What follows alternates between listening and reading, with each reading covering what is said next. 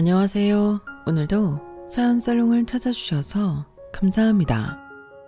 저는 30년 동안 착하게 살아왔던 스스로의 모습을 전부 벗어버리고 앞으로는 나쁘게 살기로 결심한 사람입니다. 저는 어렸을 때부터 항상 착하게 살아야 한다고 배우며 자랐어요.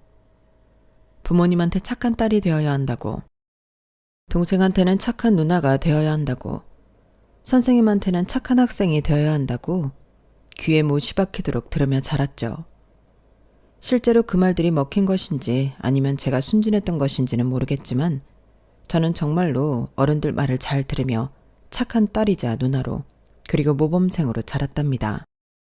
저희 집은 대단히 가난한 것도 그렇다고 부유한 집도 아니었지만 큰딸인 저에게 들어가는 교육비는 학교 급식비와 중고등학교 교복 비용이 거진 다였어요. 나머지 돈은 전부 남동생의 학원 과외 비용으로 쓰였고요. 결과적으로 저는 우리나라에서 제일 경쟁률이 세다는 대학에 들어갔고 남동생은 겨우 수도권에 있는 2년제 대학을 들어갔어요. 저희 부모님은 항상 제가 남동생의 길을 가로채갔다며 탐탁치 않아 하셨고 제가 취직을 한 이후에는 남동생에게 매달 50만 원씩 용돈을 붙이라고 종용했습니다. 그래도 남자가 잘 되어야 집안이 산다. 나이 차이도 얼마 안 나게 태어나서 용훈이가 네 그림자 안에서만 사느라 저리 못 큰 거 아니냐. 용훈이 제대하자마자 넌 기숙사 들어가고 너 사는 그 집은 용훈이 살게 둬라. 월세나 가스비도 다 네가 내주고. 어? 여기 전세라서 다달이 들어가는 돈은 별로 안 나가요, 엄마. 내가 대학 내내 과외해서 본 돈으로 전세자금 마련해서 이제 막 월세 탈출한 건데 용훈이 학교는 어차피 여기랑 멀잖아요. 그럼 거기 전세를 빼고 용훈이 학교 근처로 전셋집을 좀 잡아주라고. 어? 넌 이제 취직도 했으니 그 회사서 먹고 자고 해도 되잖냐. 알았어요. 저는 부모님의 성화에 못 이겨 늘 제가 이러는 것들을 남동생에게 양보해야만 했었죠. 물론 제가 정말로 주머니를 탈탈 털어도 아무것도 나오지 않을 정도로 가난하거나 여유가 없었다면 부모님의 말을 거절했을지도 모릅니다. 하지만 저는 졸업 직후 대기업 연구원으로 취직해 여유가 있기도 했고 부모님 말씀처럼 회사에서 제공되는 기숙사에서 지낼 수도 있었어요. 그런 상황이었기에 저는 제가 번 돈을 고스란히 남동생을 위해 사용하는 걸 강요받고 있다는 자각도 하지 못하고 살고 있었답니다. 저의 이러한 가정 환경을 먼저 여러분께 설명드려야 앞으로의 이야기가 이해가 잘 되실 것 같아서 설명을 드렸어요. 제가 하고 싶었던 이야기는 지금부터 시작인데요. 대기업 기숙사에 살며 일만 하던 제 인생에 한 남자가 찾아오는 것이 그 시작이었어요. 당시 저는 입사 6년차 사원이었는데요. 매일같이 안 좋은 자세로 6년 동안 같은 일만 하다 보니 몸 여기저기가 점점 아파오게 되더라고요. 특히 목과 어깨가 아무리 스트레칭을 하고 마사지를 받아도 너무 아팠어요. 그래서 회사 근처에 있는 병원에 물리치료를 받으러 다니게 되었죠. 퇴근 이후 거의 매일같이 물리치료를 받으니 담당 의사와도 안면이 트이게 되었죠. 의사는 매일 저에게 잔소리를 해댔어요. 환자분 이렇게 매일같이 치료를 받으러 오실 게 아니라 좀 쉬셔야 한다니까요. 쉴 수가 없어서 매일 오는 거예요. 그래도 치료받은 이후에는 괜찮은 것 같은데요. 뭐 사채 쓰셨어요? 다달이 연차 나오지 않나? 가르쳐준 스트레칭도 틈틈이 계속 해주셔야 돼요. 나름 하고 있어요. 1시간마다 한 번씩 해줘야 한다니까요. 거참 말 안 들으시네. 그렇게 혼이 나면서 2달 조금 넘게 치료를 받았어요. 기숙사에 같이 사는 희진 언니 역시 의사 말 좀 들으라며 잔소리를 했죠. 하루만 연차 내면 되잖아. 그럼 주말 끼고 3일 쉬는 건데 그거라도 좀 쉬어라. 그래야 너 정년까지 일할 수 있어. 기계처럼 일만 하면서 몸 상하면 누가 알아나 준대니? 안 그래도 연차 내려고 했어. 동생 이번에 차 사는 것까지만 도와주고 쉬려고. 얼마 안 남았어. 미친 거 아니야? 야, 니네 동생도 양심이 있으면 누나 돈 좀 그만 좀 받아 처먹으라고 해라.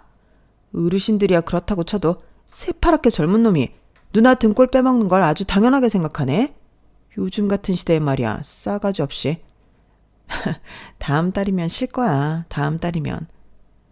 희진이 언니는 제 가정사를 다 아는 유일하게 제가 마음을 터놓고 지내는 언니였거든요. 저는 의사와 희진 언니의 등살에 정말로 그 다음 달에는 연차를 몇 번 내서 쉬었어요.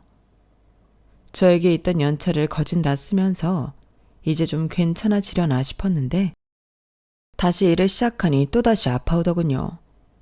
그래서 몇 주 만에 다시 병원을 찾을 수밖에 없었죠. 의사는 오랜만이네요 하고 아른 체를 하더니 진료 막바지에 갑자기 이러는 겁니다. 오늘은 치료 끝나고 뭐해요? 치료 끝나고요? 다시 기숙사 가야죠. 저녁은 드셨어요? 아니요, 아직. 그럼 저녁이나 하고 가시죠. 환자분만 봐드리면 어차피 문 닫으니까. 처음엔 어안이 벙벙한 상태로 그 의사를 보았다가 덤덤한 말투와는 다르게 목과 귀가 새빨개져 있는 의사의 모습을 보고 저는 그 제안을 받아들였어요. 식사 자리에서는 서로 조금은 버벅거리고 어색한 침묵도 여러 번 지나갔지만 결론적으로 그 사람이 싫지는 않더군요. 알고 보니 나이가 같아서 내적 친밀감이 더 생기기도 했고요. 한 달 뒤 저희는 연인 사이로 발전하게 되었답니다. 저는 기숙사 희진이 언니 외에 편하게 대화할 수 있는 사람이 한 명 더 생겨서 너무 좋았죠. 연인 사이로 발전한 후 저희는 급속도로 가까워졌어요. 저는 회사에 살고 그 사람은 병원도 집도 모두 근처라 저희는 거의 이틀에 한 번꼴로 만나 데이트를 했죠. 그 누구보다도 서로에 대해 잘 안다는 생각이 들기 시작할 무렵 그 사람이 저에게 프로포즈를 해왔어요. 만난 지 8개월 만이었죠. 예슬아, 나랑 결혼해 줄래? 너와 함께라면 평생 행복할 수 있을 것 같아. 내가 평생 너 아프지 않게 치료해주는 너만의 의사가 되어줄게. 좋아. 너랑 함께라면 나도 평생 행복할 것만 같아. 우리 결혼하자. 고마워. 우리 둘이서 평생 행복하게 살자. 만난 지 8개월 만에 결정한 결혼인 만큼 저희는 결혼식 시기도 속전속결로 잡았어요. 프로포즈를 받았을 때가 늦가을쯤이었기에 돌아오는 봄에 식을 올리기로 했죠. 결혼을 결심했을 땐 웨딩드레스를 입고 버진로드를 걸을 때까지 꽃길만 펼쳐질 줄 알았어요. 제가 순진했던 거죠. 저의 결혼 소식을 듣자마자 저희 부모님은 한숨부터 쉬시더군요. 네 동생 아직 정규직도 못 달았다. 애가 자리를 제대로 잡을 때까진 누나된 도리로 도와줘야지. 너만 의사 남편 만나서 홀랑 시집가버리면 그만이냐? 용훈이는 제 돈으로 전셋집도 있고 차도 있는데 뭐가 걱정이에요. 정규직 전환이야. 본인은 회사에서 나쁜 짓만 안 하면 어련히 알아서 시켜주죠. 저도 처음엔 인턴으로 시작했어요, 엄마. 너야 워낙 독한 애니까 버틴 거지. 용훈이는 너랑은 다르잖아. 그리고 식은 또 왜 이렇게 일찍 올리는 거야? 너 뭐 사고 쳤니? 엄마 아빠 없는 지방에서 지낸다고 막 살고 그러니? 보통 봄, 가을이면 다들 결혼하니까 그런 거죠. 그동안 제 결혼 자금은 제가 알아서 모아놨어요. 집에 손 벌리지 않을 테니까 엄마 아빠 노릇만 좀 해달라고요. 그동안 우리 몰래 돈을 빼돌렸다고? 그럼 이때까지 엄마 아빠한테 거짓말을 해왔다는 거야? 부모님은 생트집을 잡기까지 하면서 제 결혼을 못마땅해 하셨어요. 월급 받은 금액의 반 이상을 친정집으로 보내고 그 남은 돈을 아끼고 아껴서 모은 결혼 자금인데도 그동안 거짓말을 했다며 길길이 화를 냈죠. 겨우 부모님의 화를 삭힐 수 있었던 건 동생의 만류 덕분이었어요. 그래도 동생이 이제는 누나도 누나 인생 살게 해주자며 먼저 나서주더군요. 그동안 별로 친하게 지냈던 사이는 아니지만 결정적일 때 이렇게 도움을 주니 고마운 마음이 들었네요. 사실 그동안 일방적으로 동생 뒷바라지만 강요받아서 동생에 대한 감정이 좋지만은 않았는데 그런 부정적인 마음이 전부 씻겨 나가는 것 같았어요. 저는 결국 마지 못한 승낙이라도 친정 부모님의 승낙을 받아낼 수 있었죠. 하지만 산 넘어 산이라더니 저희의 결혼을 못마땅하게 생각하는 사람이 또 나타난 겁니다. 바로 그 남자의 어머니, 제 예비 시어머니였죠. 처음 인사를 드리러 간 날 예비 시어머니는 시종일관 도끼 눈을 하고 저에게 질문 세례를 퍼부었어요. 저기 산업단지에서 일한다지? 대기업이면 뭐 집도 엄청 좋은 데 있고 그러니? 아니요. 저는 회사 기숙사에서 지내고 있어요. 시설이나 직원 복지는 잘 되어 있는 편입니다. 뭐, 기숙사? 너희 부모님은 딸내미가 회사 기숙사에 처박혀서 일해도 신경 안 쓰는 모양이구나. 현승이 통해서 대충 듣긴 했다만 이렇게까지 집에서 내놓은 자식일 줄이야. 엄마, 내가 언제 그렇게 말했어요. 맏딸 노릇을 맡아서 한다고 했잖아요. 그래, 남의 집안 살림 미천 내가 거두게 된 상황이라고. 너희 부모님은 그래서 어디 사신다고? 부모님은 서울에 계세요. 동생도 거기서 직장 다니고 지내고요. 저 혼자만 내려와서 지내는 거예요. 시집 자금으로 얼마나 해준다던? 엄마, 넌 조용히 하고 있어. 결혼은 다 현실이야, 현실. 서로 어떤 상황인지는 알고 살림을 합쳐도 합쳐야 할 것 아니야. 부모님은 따로 말씀하신 거 없으세요. 저희 부모님 이제는 두 분 다 경제활동을 안 하셔서요.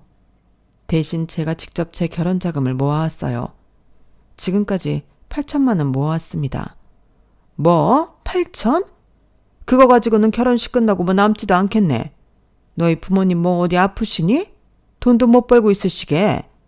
왜? 네가 맏딸 노릇 안 한다고 하니까 돈도 안 대주신다던? 예비 시어머니의 날선 질문들이 하필이면 제 상황을 너무 정확히 내다보시는 말들 뿐이라 저는 뭐라고 제대로 된 변명도 못하고 있었어요.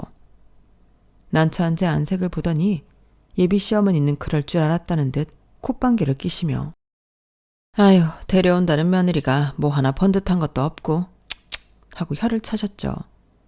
분위기가 더 안 좋아지기 전에 예비 남편은 얼른 자리를 마무리해버렸어요. 그리고 다음 날 저에게 전날 일에 대해서 사과를 하더군요.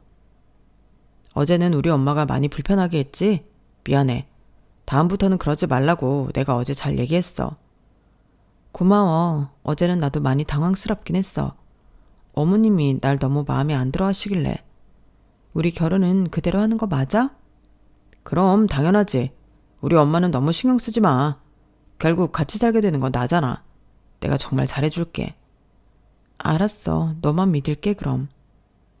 전날 예비 시어머니를 보고 괜히 결혼했다가 고된 시집살이를 살게 될까 두려워하고 있던 저는 예비 남편의 말을 듣고 그 사람을 한번 믿어보기로 했어요.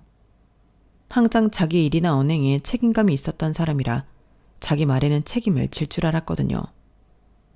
저는 그렇게 예비 남편의 말만 철석같이 믿은 채로 상견례까지 진행하게 되었어요. 예비 남편은 이남 중 차남이었기에 예비 식구들로는 예비 시어머니와 예비 아주머니가 그의 아내인 예비 형님이 참석했어요. 저희 친정 식구들도 4명 다 모였고요. 상견례이니만큼 좋은 곳에서 만남을 가지기 위해 서울에 있는 고급 레스토랑으로 자리를 예약했죠. 조용히 대화를 나눌수록 룸으로 된 공간을 예약했어요. 장소도 음식도 모두 완벽하긴 했지만 가족 간의 대화는 어색하기만 하더군요. 서로 기본적인 대화만 딱딱하게 나눌 뿐 저와 예비 남편이 노력해도 좀처럼 분위기가 풀어지지 않았어요. 그러던 와중에 예비 시어머니가 불편한 주제로 얘기를 꺼내시는 거예요. 그래서 사돈네께선 결혼 자금을 한 푼도 안 보태신다고요? 예비 시어머니의 첫마디에 저희 가족들은 물론 예비 남편도 깜짝 놀랐어요. 남들이 놀라든 말든 예비 시어머니는 눈 하나 깜짝 안 하시고 계속해서 말을 이어가셨죠. 요즘 젊은 친구들은 데이트 비용도 반반으로 낸다는데 어떻게 결혼이라는 중요한 행사를 무임승차하실 생각을 하셨어요? 사돈께서 말씀이 좀 지나치시네요. 무임승차라뇨. 저희는 예슬이가 이미 자기 결혼할 자금을 다 모아놓았다고 해서 그걸 존중해주는 것뿐입니다. 그리고 예슬이가 명문대 나오고 대기업 들어갈 때까지 키운 건 저희예요. 이런 며느리 얻기가 쉬운 줄 아십니까? 맞아요. 우리 예슬이가 모아둔 결혼 자금이 자그마치 8천이에요. 이 정도면 여자가 할 일은 다 했다고 봐야죠. 저희 아빠랑 엄마가 불쾌한 티를 내며 곧바로 대꾸를 하시더군요. 그러나 예비 시어머니는 가소롭다는 듯이 코웃음을 치며 거들먹거리는 말투로 대답했죠. 그렇지만 저희 아들은 의사지 않습니까? 다른 일반적인 결혼이랑은 당연히 혼수가 달라도 한참 달라야죠. 안 그래요? 제 말은 사돈 내에는 옷 좋은 거 빼입으시면서 왜 시집가는 딸내미한테는 손을 아끼시냔 말이에요. 손 안 아껴요. 저희 집에서도 누나 결혼자금으로 손 보태요. 저희 누나 결혼자금으로 8천 아니고 1억 5천 있어요. 뭐? 용훈이 너 뭐라는 거야? 갑작스러운 제 동생의 말에 저희 아빠 엄마 그리고 저까지 놀라서 동생을 쳐다봤어요. 동생은 아무렇지도 않게 스테이크를 썰며 이야기했습니다. 나도 이번에 회사 기숙사 들어가. 정직원 계약하고 기숙사 신청도 했어. 그동안 살던 방 빼고 누나가 대줬던 전세자금 7천만 원 다시 돌려줄 거야. 이제 나도 누나랑 똑같이 대기업 직원이니까 나한테 필요한 돈은 내가 알아서 모으면 돼.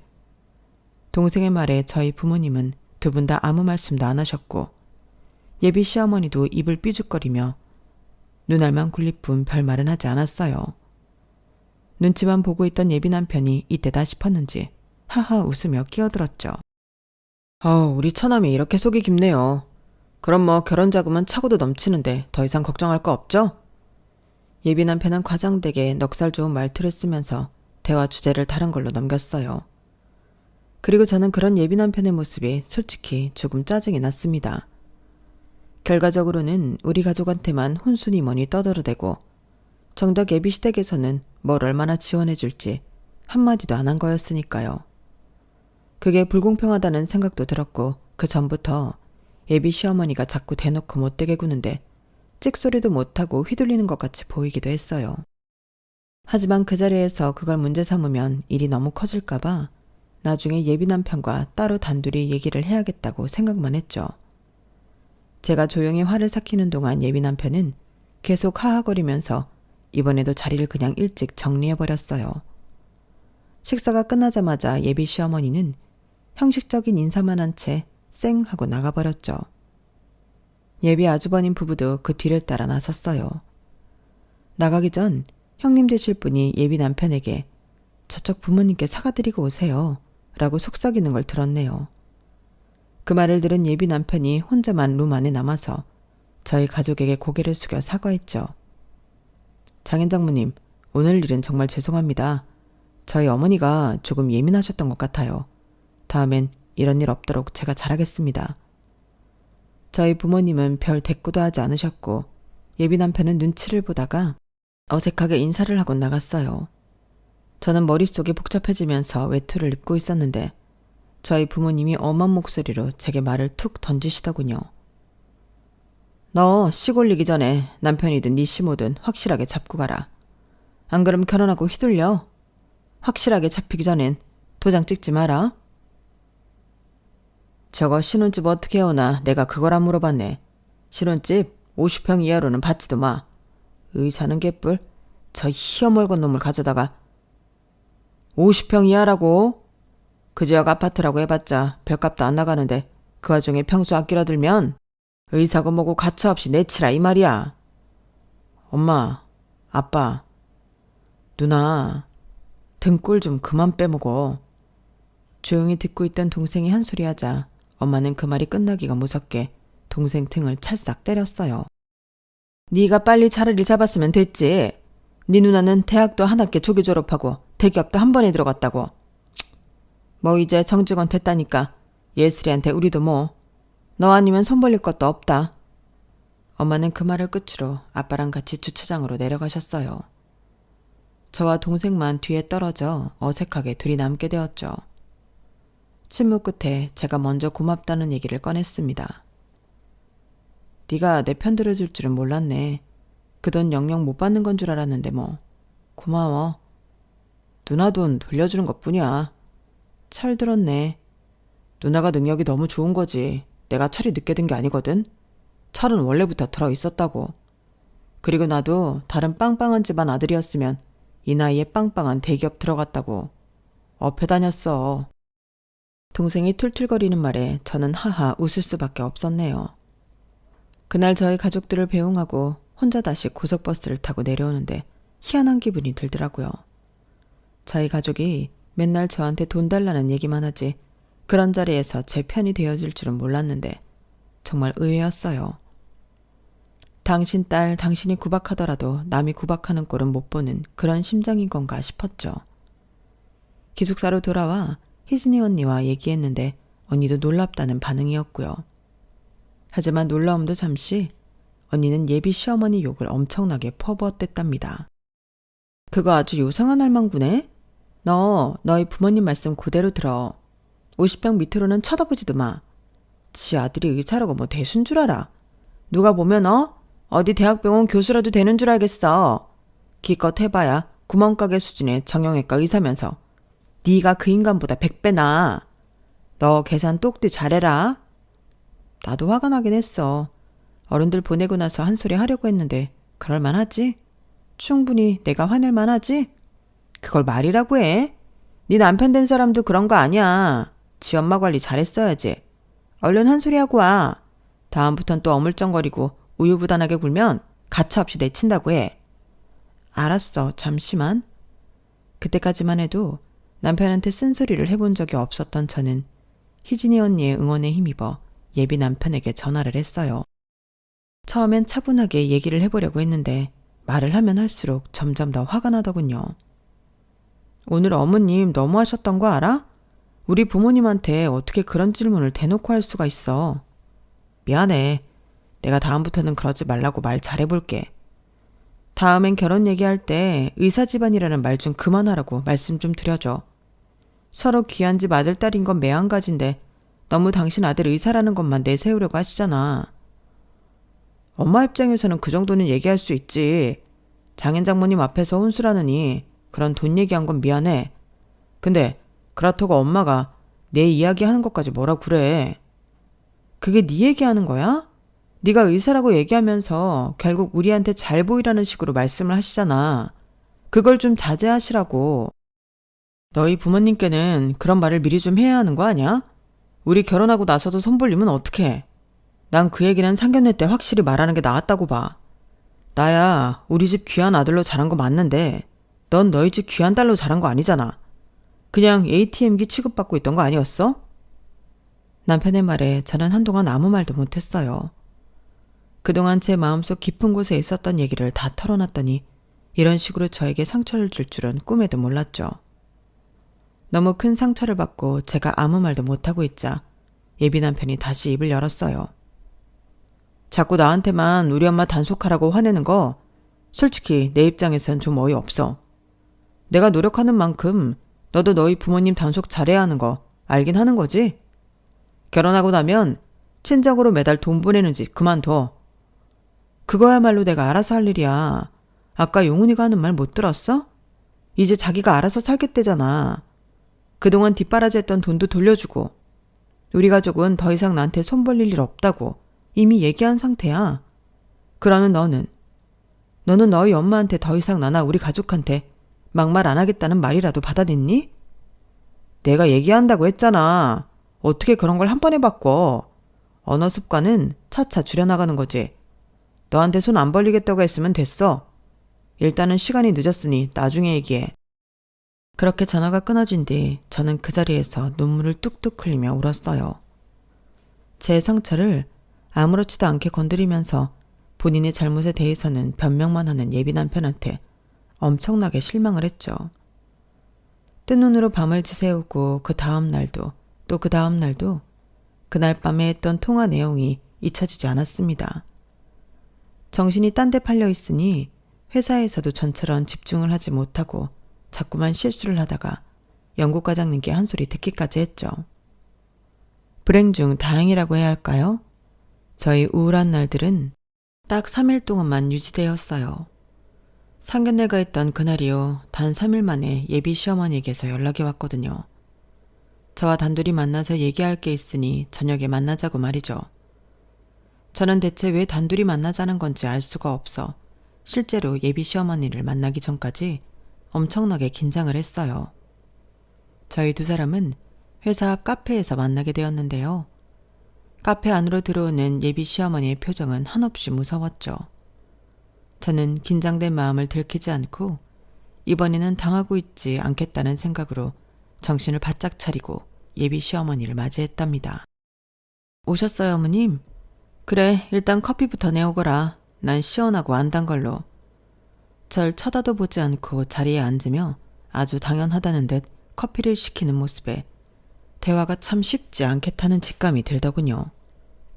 일단 카페에 왔으면 커피를 시켜야 하니 그때까지는 저도 고분고분 시키는 대로 했어요. 퇴근 이후 시간이라 카페 안은 예상외로 굉장히 붐볐고 주문한 커피도 조금 오래 걸린다고 하더군요. 자리로 돌아오니 예비 시어머니는 기다렸다는 듯이 말을 꺼내기 시작했죠.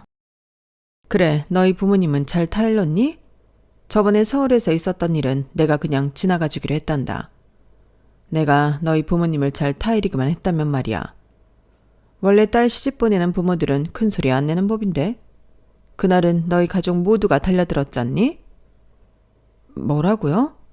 저희 부모님은 잘못 말씀하신 거 하나도 없으세요. 제가 저희 부모님 타일러야 할 내용은 하나도 없었다고요. 자, 오지간 너 시집 보내고 나면 손 안 벌리겠다는 얘기는 잘 했냐는 거야. 결혼자금으로 뭐 7천만 원 대준 거면 그날 큰 소리 낸 건 너그럽게 넘어가 줄 수가 있다. 하지만 출가 외인 신분이 된 네가 아직도 본인들 살림 미천인 줄 착각하면 곤란해? 그럴 일은 없어요. 없으니까 안심하세요. 일단은 두고 보면 알겠지. 지금이야 네 말 믿는 수밖에 더 있겠니?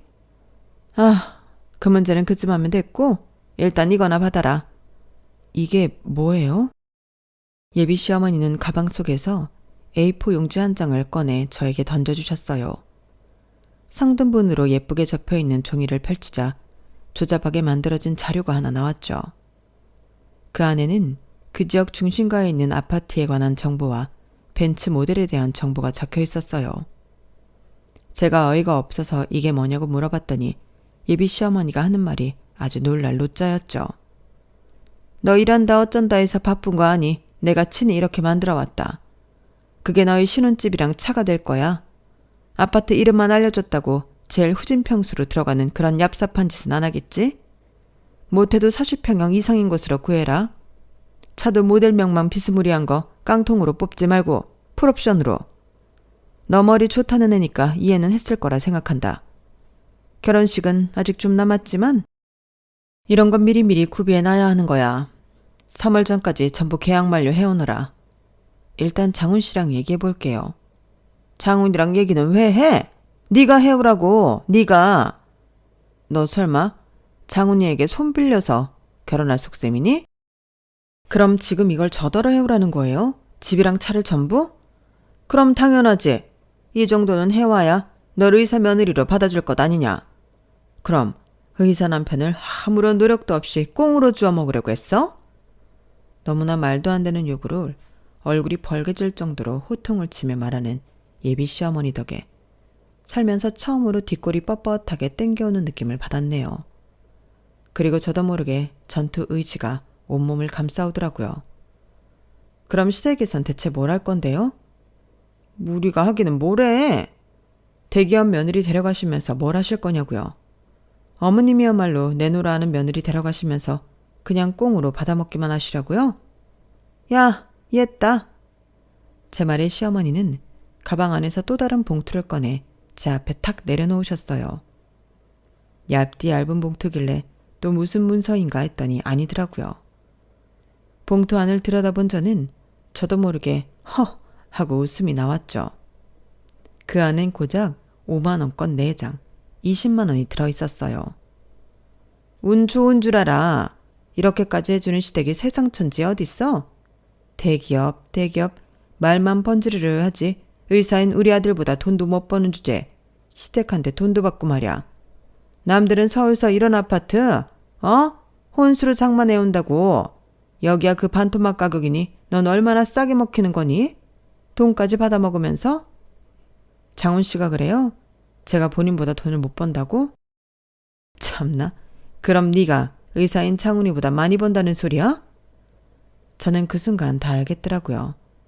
예비 시어머니가 인성을 말아먹어서 이딴 진상짓을 하고 있는 것도 있었지만 사실상 눈앞에 아줌마가 저렇게 기고만장하고 아나무인인 건 예비 남편이 본인한테 불리한 얘기는 요만큼도 안 하고 살았기 때문이라는 것을요. 예비 시댁 지구석 자체가 틀려 처먹은 집안이라는 걸 깨달았어요.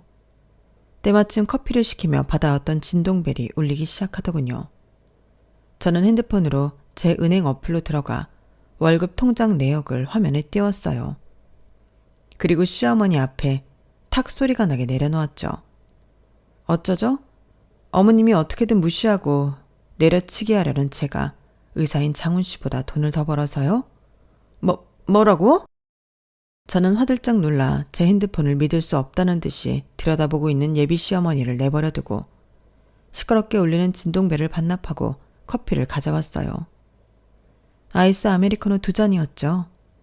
그리고 제가 커피 2잔을 들고 오자마자 예비 시어머니는 저한테 사기치지 말라며 소리를 버럭 질렀어요. 너 어디서 이게 사기를 치려고? 어디 뭐 대기업에서 얼마나 잘 나가길래 내가 다달이 이 돈을 번다는 거야? 네가 사장이야? 그리고 저는 대답 대신 양손에 있던 커피를 모조리 예비 시어머니 머리 위로 부어버렸습니다. 너 지금 뭐 하는 짓이야? 냉수마찰하고 정신 차리라고.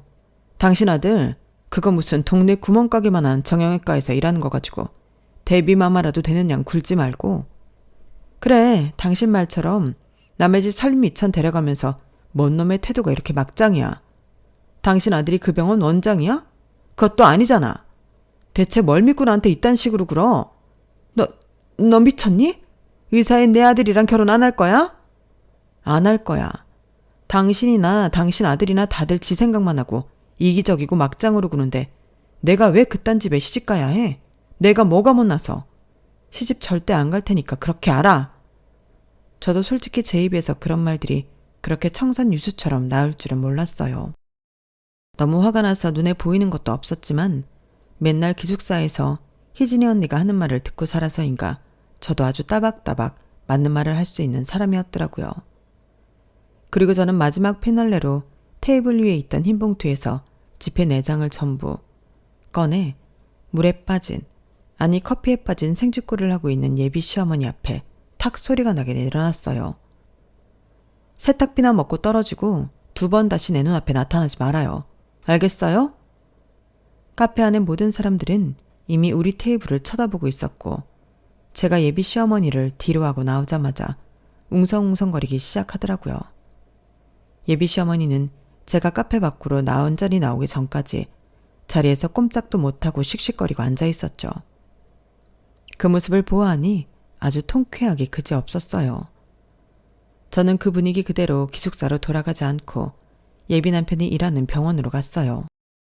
병원은 문을 닫기 직전이라서 치료를 받고 있는 마지막 손님들 몇 분만 있을 뿐 안내데스크 직원들은 퇴근 준비를 하고 있더라고요. 들어가니 제 얼굴을 아는 간호사 한 분이 예비 남편을 불러왔어요. 무슨 일이야? 연락도 없이 찾아오고. 방금 너희 엄마 만나고 오는 길이야. 나한테 무슨 아파트랑 차를 해오라고 하더라? 근데 예비 남편은 그 말을 듣고도 의아하다는 듯이 그래서 왜 왔냐는 표정으로 되물어보더군요. 저는 제 직감이 틀리지 않았다는 걸 알고 파혼하겠다는 마음을 굳혔어요. 근데? 니네 엄마가 나한테 의사인 너랑 결혼하려면 아파트 40평에 벤츠 끌고 오라고 했다는데. 근데? 그게 할 말이냐? 왜 또 우리 엄마 가지고만 난리야. 그래서 너는 뭐라고 했는데? 내가 뭐라고 했냐고? 너랑 결혼 안 한다고 했다. 상견례 때도 그놈의 의사아들 거리면서 우리 집에 혼수를 내놓으라 말아 할 때부터 알아봤어야 하는 건데. 너는 그런 와중에 나한테 거짓말을 계속해왔더라고? 뭐? 너희 엄마를 타일러? 웃기지 마. 너희 엄마가 내가 너보다 돈 많이 버는 사실도 모르고 계시더라고. 넌 너한테 유리한 소리만 너희 엄마한테 하지? 야, 결혼을 안 하면 안 하는 거지. 왜 남의 엄마한테 쓸데없는 소리를 해? 너 그렇게 구라쳐서 돈 많이 버는 여자랑 결혼하려고 했니? 시집살이는 시집살이대로 시키면서? 돈만 많이 벌면 뭐해? 그래봤자 네가 집이 있어 차가 있어. 난 의사라는 타이틀이라도 있지. 그럼 너는 여자애가 시집 오면서 조금도 시집살이를 안 하려고 했단 말이야? 엄마가 아쉬운 소리 조금 했다고 이렇게 결혼을 엎어? 저는 예비 남편이 말을 끝내자마자 있는 힘껏 그 인간의 정광이를 발로 차버렸어요. 예비 남편은 악소리를 내며 정광이를 부여잡고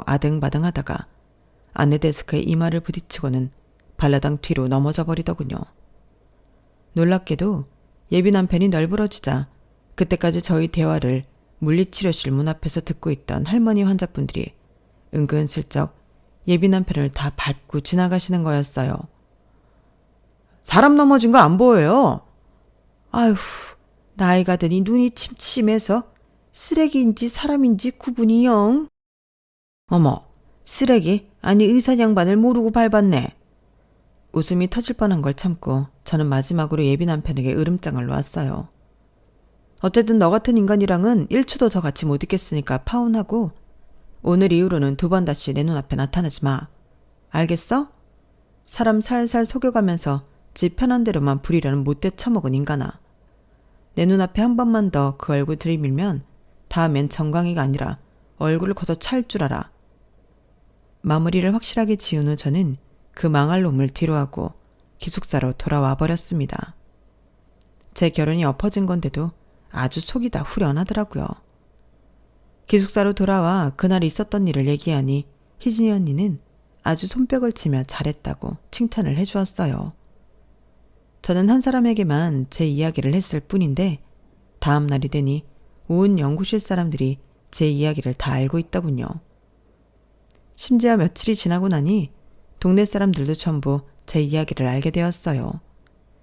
예비 남편의 병원에는 나이든 환자들이 전부 예비 남편의 이름 석자를 대며 그 의사에게는 진료를 받지 않겠다고 거부했고 며느리한테 혼술합시고 집이며 차며 전부 해오라던 악덕 시어머니가 어디 사는 누구인지 온 동네가 다 알았다고 하더군요.